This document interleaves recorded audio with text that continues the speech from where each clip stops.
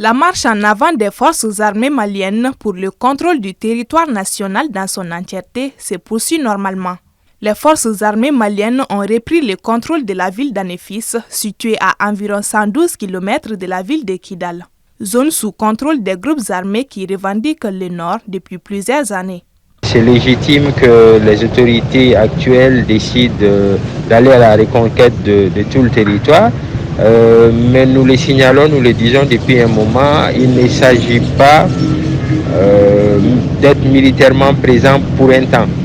Au-delà de la présence militaire, au-delà des reconquêtes, il faut être dans un cadre, on va dire, périn, qui permet un retour progressif de l'État et qui permet à, on va dire, ces unités qui seront présentes dans ces localités de rester, de grandir et de faire de ces localités en tout cas des bastions.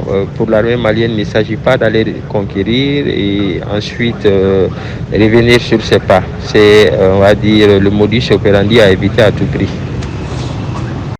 C'est la première fois après les événements de 2012 que l'armée malienne ait accès à Anefis. Elle y avait été contrainte de replier par une coalition MNLA et groupes terroristes, notamment Enserdine et Iyadagali. Aujourd'hui, l'objectif est plus qu'atteint. Il y a même une certaine satisfaction de l'opinion.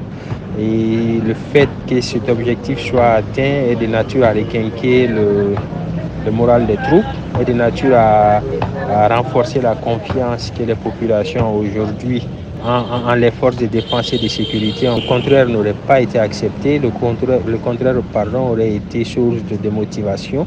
C'était un pari risqué, mais un pari qui en valait la peine. Et aujourd'hui, je pense que l'étape ultime, c'est de faire flotter les drapeaux du Mali sur toute l'étendue du territoire, mais que cela ne nous fasse pas oublier le fait que nous sommes entre Maliens et que le dialogue reste et demeure la solution la plus viable. Cette percée stratégique des soldats dans une zone qui sert de poste avancé aux terroristes et groupes armés est la dernière étape avant d'intégrer les bases militaires à rétrocéder par la MINUSMA dans la région de Kidal. Les prochains jours s'annoncent de nouveaux décisifs, notamment sur des terrains qui pourraient s'avérer hostiles, entre falaises et grottes dont l'ennemi pourrait faire usage.